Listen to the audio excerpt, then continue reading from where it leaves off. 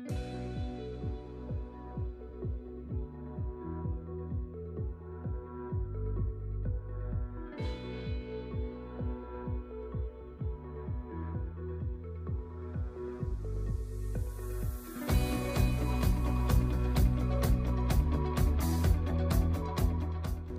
buenas noches. Estamos iniciando nuevamente este ciclo del año 2018, un año bastante especial. Este año vamos a tener un presidente nuevo, vamos a terminar el año con un presidente nuevo. Hay muchas expectativas en torno al tema político, pero es un año que se presenta con varias particularidades en lo económico. Hoy vamos a hablar de qué es lo que está ocurriendo a nivel mundial. Vamos a tratar de ubicarnos en una escena que ha cambiado bastante en los últimos tiempos. Un mundo que viene creciendo, un mundo que se viene transformando, situaciones que son bastante peculiares y que las vamos a comentar durante el programa. Todo esto obviamente va a impactar en la economía paraguaya y queremos ver cuáles son los temas fundamentales que nos van a afectar para este año 2018 y que en próximos episodios, con lo que podamos ver que está ocurriendo también a nivel local y que se complementen con el tema político, nos van a dar una idea de qué año nos espera y sobre todo qué podemos construir durante este año y qué podemos esperar del año. Quédense con nosotros. Después del corte vamos a seguir con el desarrollo del programa.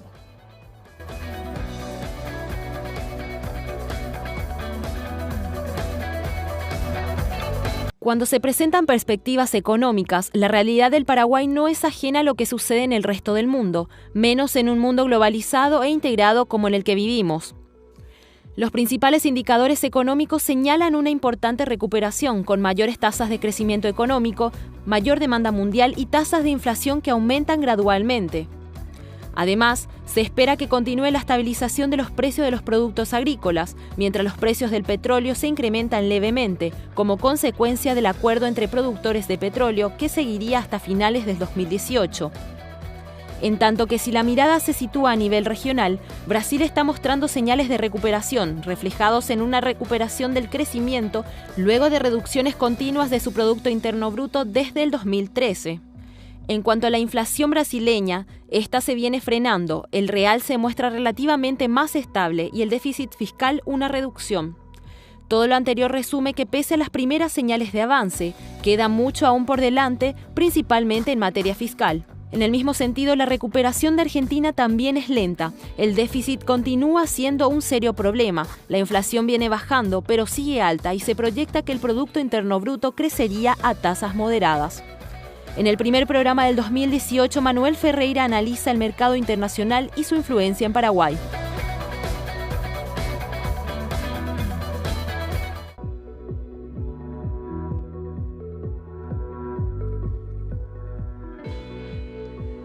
Y veníamos hablando de la situación de crecimiento de todas las economías avanzadas del mundo y también de incremento de sus tasas de inflación. Decíamos también que a esto los bancos centrales posiblemente reaccionen con incrementos bastante más importantes también de las tasas de interés para poder controlar estas subas en los precios que se pueden encontrar. ¿Qué es lo que estamos viendo en términos de política monetaria? Estamos viendo dos situaciones bastante peculiares, que son las situaciones que queremos comentar. Por un lado, la zona euro y Japón, con tasas todavía muy planchadas. Son países que vienen iniciando sus procesos de crecimiento, a pesar de que ya están en auge sus economías.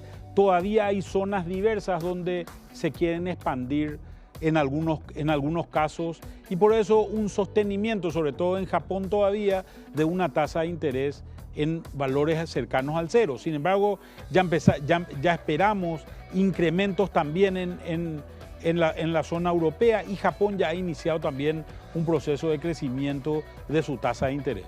Por otro lado, Estados Unidos ha abandonado una política de expansión de la cantidad de dinero ya en el año 2015, y hoy lo que estamos viendo son subas importantes que posiblemente van a continuar durante el año 2018 y parte del año 2019.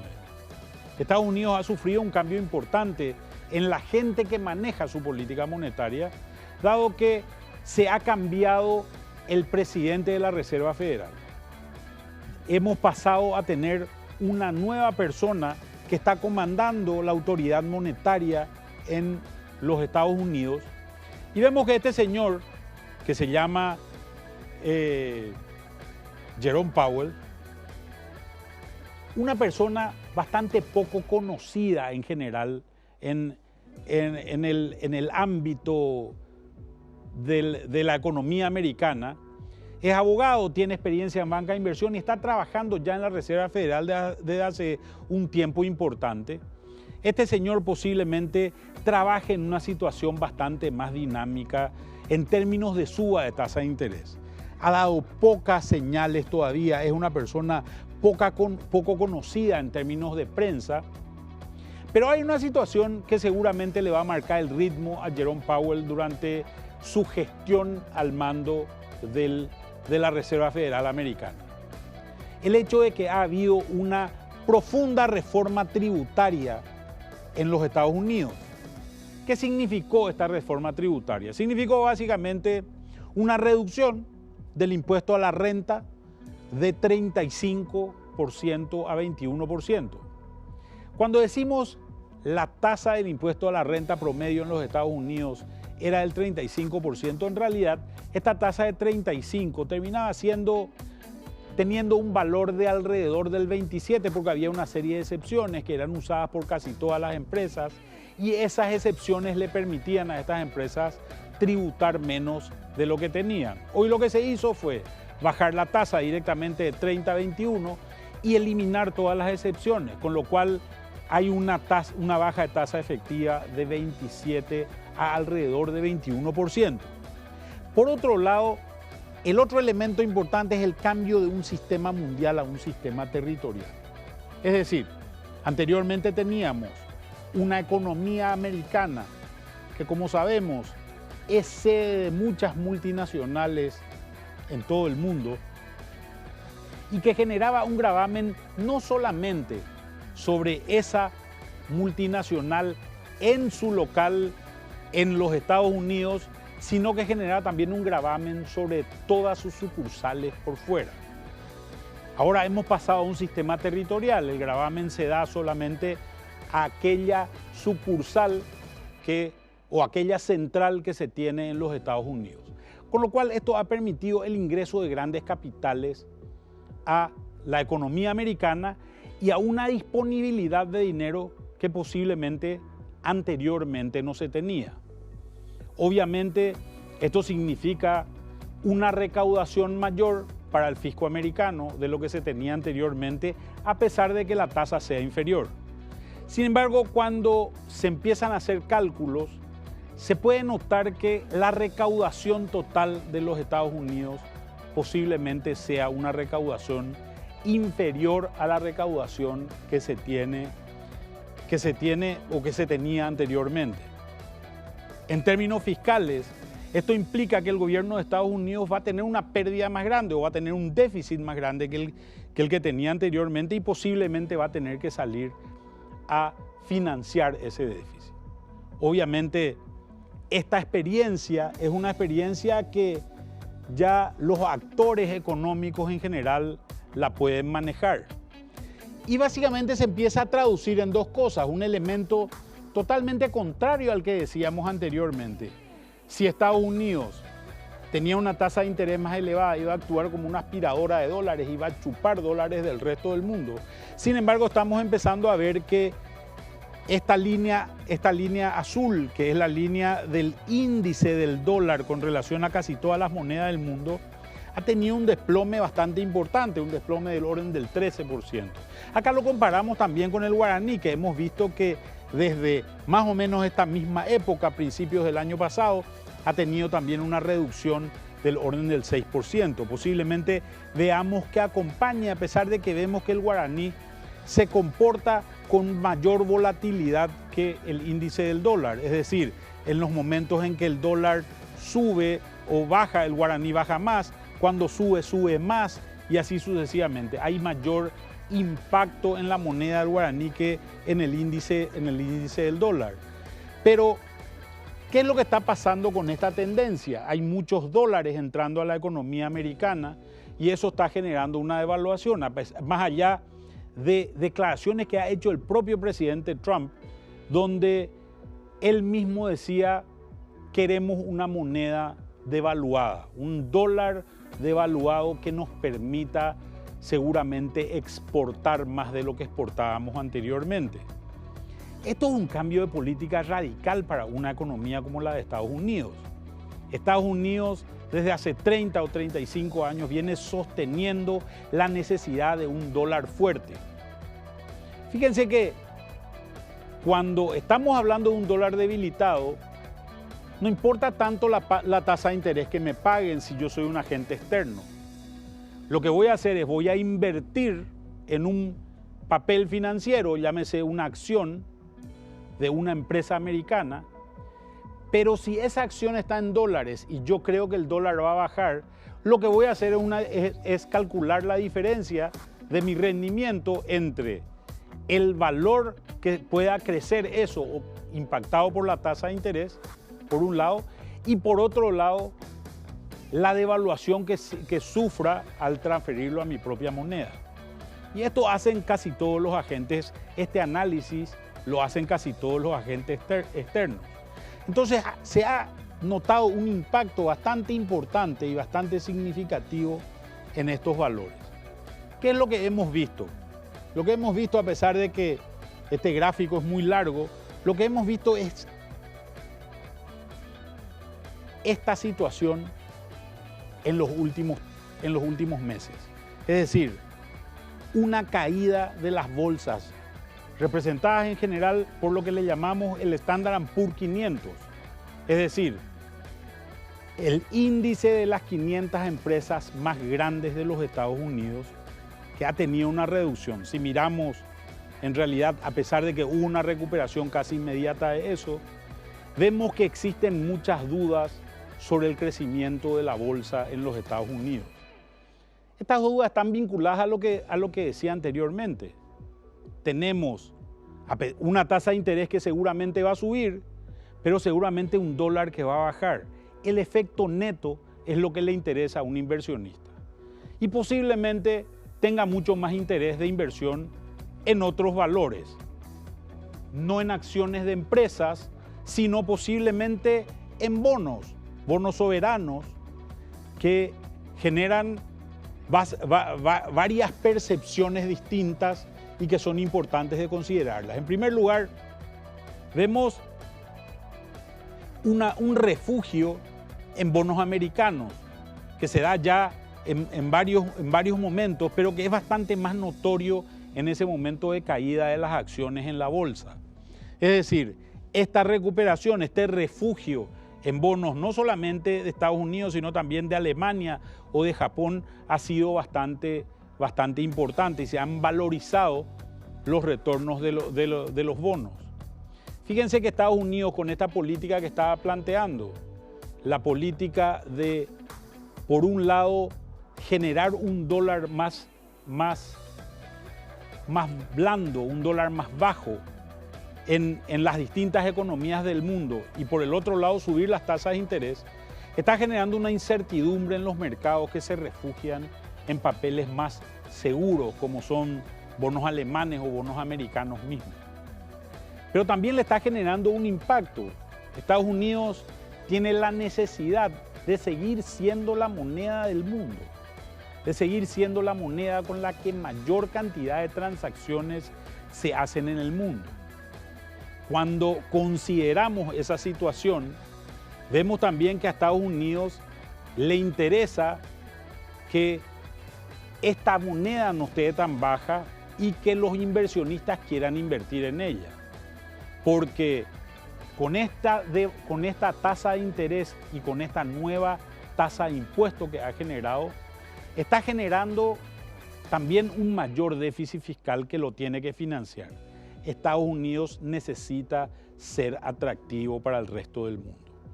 Lo que estamos empezando a ver en general es que la economía americana está creciendo la economía europea, China sigue creciendo y ese crecimiento chino también es un crecimiento que está empezando a impactar en otros precios que son importantes para un país como el Paraguay, como son precios de commodities, de soja, de maíz y de otros productos agrícolas.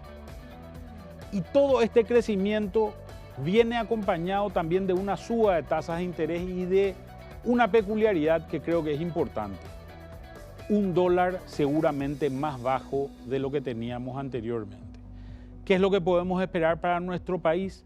Y posiblemente tasas de interés en dólares más altas, pero por otro lado, un tipo de cambio que se va a mantener en un valor mucho más bajo de lo que ha tenido anteriormente. Las expectativas de crecimiento del dólar durante el año 2018 posiblemente van a estar muy controladas y vamos a esperar un dólar que incluso posiblemente en la segunda mitad del año tenga una cotización menor que la esperada hoy. En este contexto, queremos empezar a ver qué es lo que ocurre en nuestra economía regional, en los países que nos bordean, sobre todo Brasil y Argentina. Quédense con nosotros y veamos qué es lo que esperamos que pase en nuestros vecinos.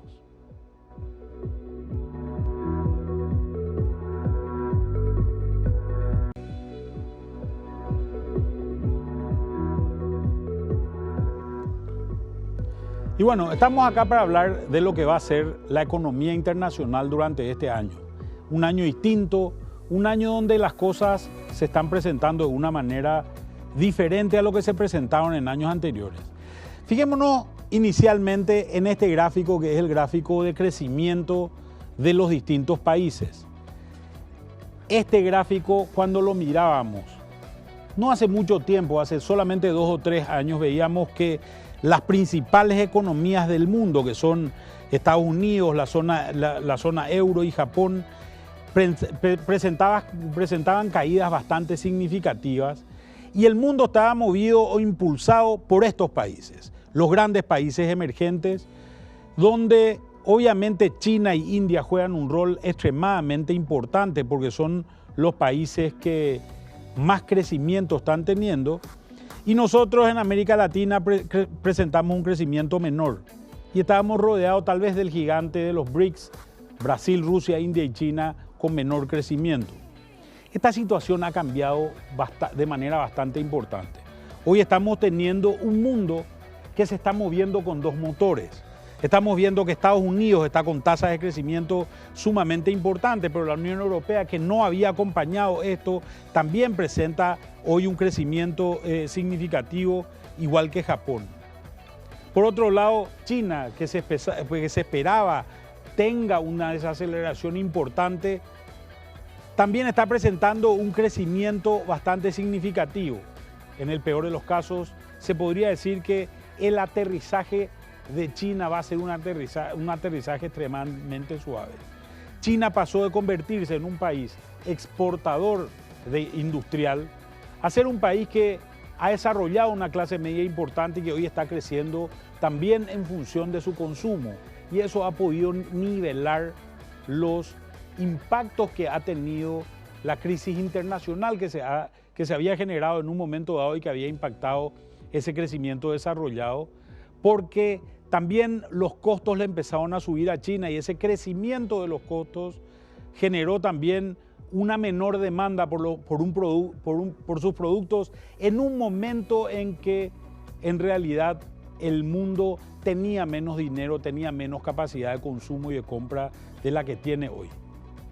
Nos encontramos también con un nuevo gigante, el segundo país más poblado del mundo, que es la India, con tasas de crecimiento muy importantes, con industrias muy pujantes y que también está empezando a incorporar muchas nuevas personas a una clase media que se está empezando a volver importante y que se está empezando a volver dinámica también en su demanda por bienes.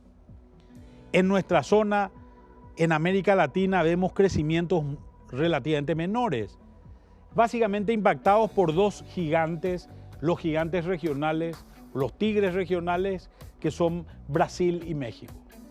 Cuando miramos Brasil, nuestro vecino más importante, Brasil ha pasado por una serie de crisis que vamos a comentar más adelante y que han impactado sobre todo al entorno más cercano, porque es nuestro país limítrofe y este país nos ha generado impactos significativos. Este es el mundo en el que nos estamos moviendo hoy, un mundo en crecimiento, un mundo con una dinámica distinta a la que se había tenido en otros años y que realmente nos va a empezar a dar una serie de sorpresas. Y en este mundo en crecimiento que nos estamos encontrando hay una peculiaridad que se fue dando. Si ponemos a observar este gráfico, que es el gráfico de ciclos económicos, vamos a ver que el año 2009 era un momento de crisis para todos los grandes países del mundo, entre ellos Estados Unidos, Japón y toda la zona euro. Todos entraban en recesión, una recesión que les costaría por lo menos un año en salir de ella. Sin embargo, después de un proceso de recuperación que se da en el año 2010 o 2011, empezamos a ver que si bien Japón y Estados Unidos pueden sostener ese crecimiento, vemos una caída bastante significativa en Europa. ¿Y qué es lo que vemos? Vemos una diferencia de ciclo económico. Cuando Estados Unidos y Japón empezaban a madurar en su ciclo, empezamos a ver también que el impacto se genera en la zona euro. Los problemas de Grecia se presentan en ese momento, se presentan todos los problemas del sur, en España, en Italia y otros países del sur, sobre todo de la región, que son los países más impactados por una crisis de deuda que genera impactos muy significativos. Alemania, el gigante europeo, tiene que salir a sostener esta situación y el impacto se genera de manera muy significativa. Esto terminó derivando en lo que hoy conocemos como el Brexit, la salida de Inglaterra, de Inglaterra y del Reino Unido en general, la salida de la Unión Europea, que ha sido o que tiene un impacto bastante importante en la situación de todo lo que es la Unión Europea. La situación hoy es bastante peculiar. Hoy tenemos una situación que desde el año 2014 estamos viendo que todos los países están en crecimiento. Europa se recupera en el año 2014, vemos que también Japón y Estados Unidos están manteniendo crecimiento sustantivo. ¿Qué quiere decir esto? Esto quiere decir que desde el momento que tenemos todos los países en crecimiento, es posiblemente que en este paralelismo que se dan los ciclos económicos de estos grandes países, veamos también paralelismos similares a los que vimos en el año 2009. En algún momento futuro, seguramente vamos a tener el riesgo de que todos los motores se nos apaguen simultáneamente. Y creo que estos pueden ser los peligros, pero son peligros que no van a ocurrir, por lo menos no durante el año 2018. Tenemos expectativas de crecimiento, como habíamos visto antes, importantes en estos tres países que se van a trasladar seguramente al resto del mundo. Por primera vez entonces vemos que el motor del mundo está distribuido en varios países. ¿Y qué es lo que estamos viendo en Estados Unidos?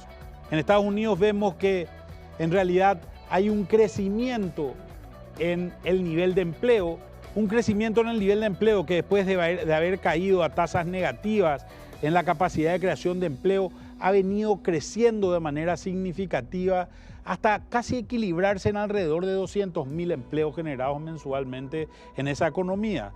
Esto hace que una tasa de desempleo baje de valores de alrededor del 10% a valores que hoy se encuentran muy cercanos a lo que llamamos los economistas el pleno empleo.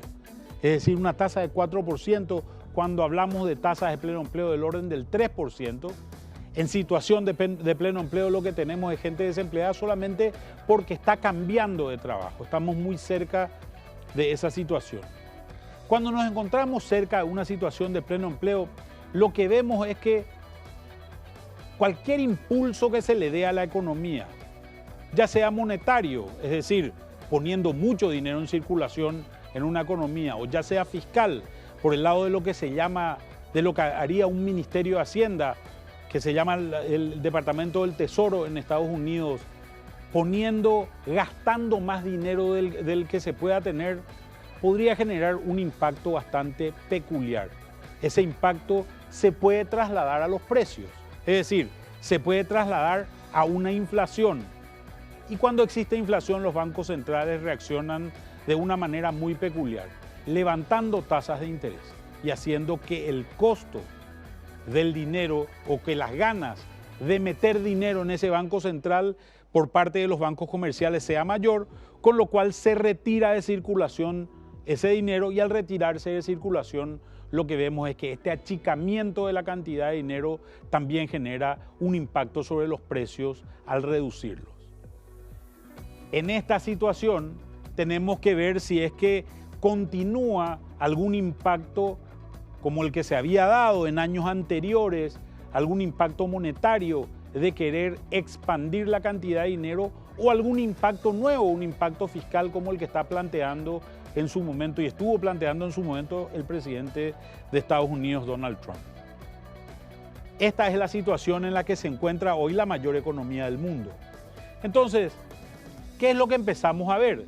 Lo que empezamos a ver es que también el mundo se ha transformado de manera muy significativa de una situación como esta en la que nos encontrábamos más o menos en el año 2015, en la cual la situación era de deflación. Una situación de deflación tiene la particularidad de que los agentes económicos esperan precios más altos, y al esperar esperan precios más bajos, y al esperar precios más bajos dicen, ¿para qué voy a gastar hoy si seguramente el año que viene el bien que quiero comprar va a ser más barato? Entonces, no cambio el auto, no compro una casa o no construyo una casa nueva, porque digo, esa casa o ese auto me va a salir más barato el año que viene. De esta situación de deflación pasamos a una situación donde todas las economías del mundo están también en crecimiento de precios. Al estar todas las economías del mundo en crecimiento de precios, posiblemente la expectativa con la que nos podamos encontrar sea una expectativa muy centrada en un crecimiento de tasas de interés. Estados Unidos genera un impacto bastante significativo cuando hace crecer las tasas de interés.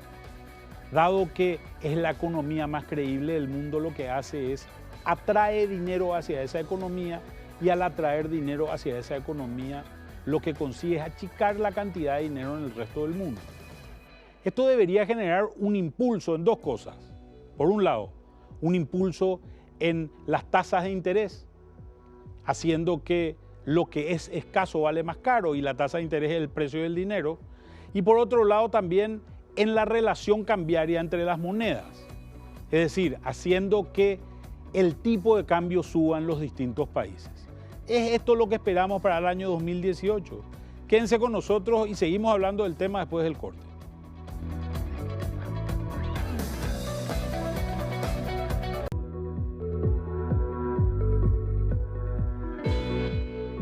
Vamos a continuar nuestra discusión del ambiente internacional que rodea a la economía de Paraguay con lo que va a ocurrir en los países vecinos.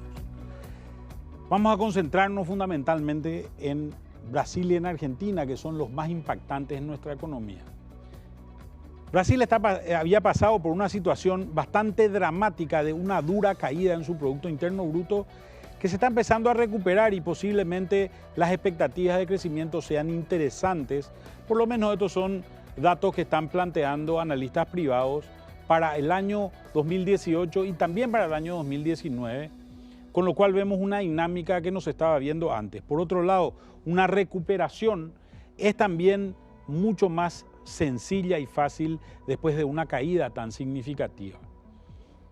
Por el lado de Argentina, lo que vemos es que también a partir del gobierno Macri empezamos a ver tasas de crecimiento que no las estábamos viendo ya desde hace un tiempo, y después de los grandes crecimientos producto de la recuperación post-crisis del corralito en Argentina, empezamos a ver una economía argentina que se empieza a recuperar. Dos dinámicas importantes que empiezan a generar ingresos para sus habitantes y que seguramente van a impactar localmente también de alguna manera, como lo vamos a ir viendo. Cuando empezamos a mirar otros determinantes, el principal y tal vez más importante de todos ellos en ambas economías es el déficit fiscal. cuando Brasil empieza esta carrera, tenía un déficit o un superávit primario, perdón, del orden del 3,8%, que se fue deteriorando y que se fue trasladando también a la inflación en un momento determinado. Este deterioro producto de una dinámica de expansión de la economía a través del gasto público, gasto que se dio fundamentalmente en ambos países en el mismo elemento. ¿Cuál fue ese elemento? El gasto que se dio fundamentalmente en el subsidio a ciertos sectores sociales. El plan Fomecero en Brasil, en Argentina los diferentes planes hicieron también que se note esta pendiente muy significativa en términos de la caída de las cuentas fiscales, el decrecimiento de las cuentas fiscales. Hoy el gobierno argentino tiene una situación de expectativa bastante positiva, producto fundamentalmente de la victoria política que tuvieron el año pasado en las elecciones para senadores y diputados, donde el gobierno de Macri se afianzó como la primera fuerza en Argentina. Sin embargo, esto todavía se está traduciendo en un costo relativamente importante en modificar ciertas políticas sociales populistas que fueron implantadas en un momento dado, y esas políticas populistas generan este déficit fiscal importante. Un déficit fiscal que se ha financiado durante todo el gobierno de los Kirchner fundamentalmente con emisión inorgánica a partir del Banco Central y que se ha traducido en algún momento dado en inflación. En ambos países la situación ha sido bastante similar. Esta inflación se había notado de manera muy significativa en el Brasil en un momento dado, superando la barrera de los 2 dígitos. Pero Brasil ha sido muy eficiente en ir controlando bajo el gobierno de Temer esta situación de inflación. ¿A qué se debe esto? Básicamente a un presidente de Banco Central confiable que le permite dar solvencia al gobierno del Brasil, y a a un ministro de Hacienda que se ha comportado en el mismo sentido. Se han despegado las cuentas fiscales de las cuentas monetarias en el Brasil y eso ha generado una situación bastante positiva. Brasil tiene todavía un gran drama, que es el drama del gasto público. Gasto público que había crecido de manera muy significativa y que se trató de tocar con lo que le llaman los brasileños la reforma previdenciaria, es decir, la reforma de las pensiones, que ya no aguanta el fisco del Brasil y ya no aguantan tampoco las empresas. Una mala noticia para el Brasil y para los empresarios del Brasil en general ha sido el hecho de que esta reforma previdenciaria se ha decidido suspenderla hasta después de las elecciones que son hacia fin de este año 2018. Por tanto, será el nuevo candidato, el nuevo presidente, el que tendrá que definir cómo se van a ajustar estas cuentas fiscales. De momento, con políticas monetarias bastante firmes y bastante sólidas, se ha conseguido nivelar esta inflación y se ha conseguido también bajar la tasa de interés a valores bastante razonables para lo que es la economía del Brasil. Argentina ha tenido menos éxito en ese sentido. Desde la asunción de Mauricio Macri en diciembre del año 2015, una inflación que se había bajado artificialmente de valores de alrededor de 40 un año antes, durante el gobierno de Cristina Kirchner, vuelve a subir con ciertas decisiones de ajustes que se dan en la economía durante el periodo de Macri. ¿Cuáles son esos ajustes? Ajustes vinculados sobre todo a las tarifas de servicios públicos, como la electricidad o como el gas, que hacían necesaria para recortar ese déficit fiscal del que hablábamos anteriormente y poder de alguna manera equilibrar las cuentas. En una posición bastante importante, se ha conseguido una reducción bastante significativa hasta ahora de la inflación.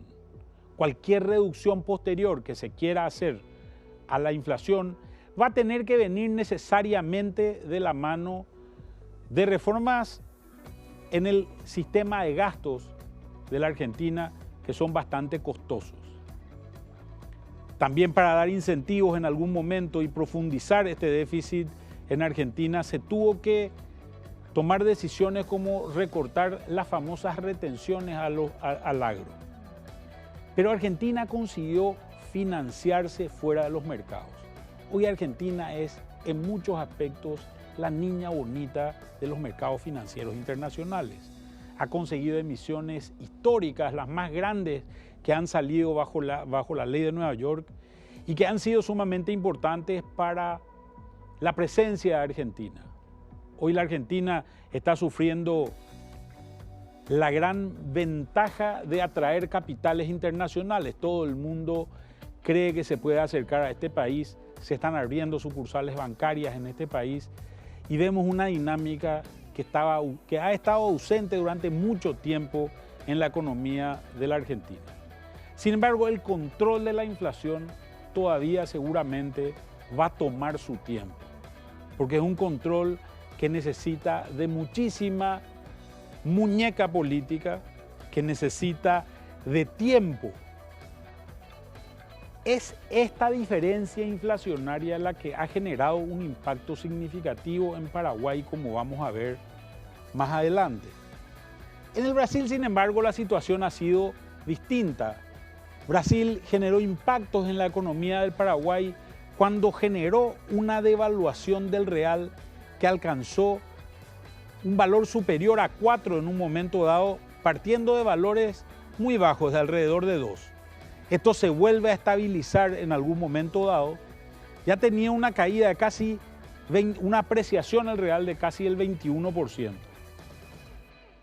En este momento se desnivela toda la frontera con Paraguay. Es decir, es en este momento cuando empezamos a ver que Ciudad del Este, Pedro Juan o Salto Loera dejan de vender. Hoy empezamos a ver una recuperación de las ventas cuando se produce el ajuste del tipo de cambio.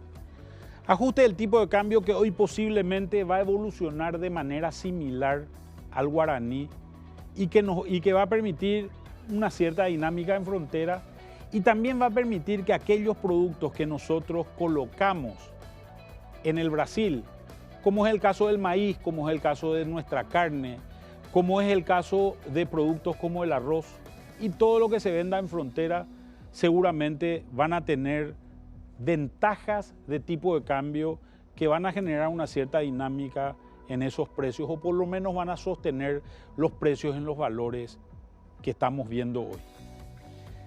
Estos dos impactos, por un lado el de la inflación en Argentina y por otro lado el del tipo de cambio más bajo en el Brasil, han generado esto: un incremento de las ventas en Paraguay. Fíjense que nosotros arrancamos en valores en tarjetas de crédito del orden de los 20.000 millones de guaraníes y hoy nos estamos ubicando en valores del orden de los 50.000 millones de guaraníes, es decir, 150% más elevado de lo que teníamos anteriormente. Para obtener los números que realmente deben impactar a todo el sector comercial, debemos multiplicar estas cifras posiblemente por 5 según los análisis que hemos hecho. O sea, hoy nos encontramos en el orden de los 40 o 45 millones de dólares que están comprando argentinos dentro de Paraguay mensualmente. En el caso del Brasil, la situación está mucho más atada al tipo de cambio. Vemos que cuando el real estaba muy elevado con relación al dólar, habían caído las ventas a valores de alrededor de 10.000 millones de guaraníes y este número se dispara a medida que el tipo de cambio va volviendo a su cauce, como podemos ver en este gráfico. Hoy estamos vendiendo casi 80.000 millones de guaraníes en tarjetas de crédito, número que a nivel comercial debemos multiplicarlo incluso por más de 5, dado que gran parte de las transacciones en frontera son transacciones que se hacen en efectivo y no en tipo de cambio. Y como estamos viendo, lo que esperamos es que sigan las compras de argentinos y brasileños que están llegando a nuestro país y que sigan seguramente incrementando esa demanda agregada que hoy está favoreciendo sobre todo al sector comercial y también al sector de servicios en las fronteras de Paraguay. Vamos a ver cuáles son las conclusiones que podemos esperar para este escenario internacional que nos toca vivir durante el año 2018. Como estábamos viendo anteriormente, tenemos un dólar con muy pocas presiones al alza. Posiblemente vamos a ver un dólar durante el año 2018 que va a terminar siendo más bajo que el cierre del año 2017, pero posiblemente con tasas de interés en dólares un poco más elevadas de las que habíamos visto años anteriores, a pesar de que, como lo veremos en programas posteriores, una tasa de interés está muy impactada también por lo que ocurre localmente. En cuanto a Brasil y Argentina, lo que seguramente vamos a ver es países con un dinamismo mayor. Tanto Brasil como Argentina están empezando a crecer y están empezando a crecer a tasas que son superiores a las tasas que habíamos visto anteriormente, donde veíamos incluso caídas. Se empieza a normalizar la situación de frontera y se empieza a normalizar también la situación con el Brasil, en parte muy importante por el hecho de que ese país ha podido controlar su inflación por un lado, pero por otro lado sus costos siguen siendo importantes. Un país poco creíble hoy para el mundo es Brasil, en comparación con Paraguay ha perdido en términos relativos de manera bastante importante. Argentina, por otro lado, que a pesar de las buenas intenciones y las ganas de su gobierno de controlar los precios, no lo está pudiendo hacer de manera efectiva y posiblemente veamos que todavía durante 1 o 2 años esta sea la variable determinante para que los argentinos sigan entrando a comprar a nuestro país. Esta va a ser seguramente la dinámica que, como decía, va a impactar al sector comercial y al sector de servicios de manera significativa. Creemos en general que este escenario es un escenario externo mucho más positivo que el escenario que habíamos visto en años anteriores. Nos falta hablar sobre los determinantes que vamos a tener dentro de la economía paraguaya y lo vamos a seguir haciendo en los programas futuros. Así que los esperamos de vuelta con nosotros la semana que viene. Que tengan una buena semana y nos vemos.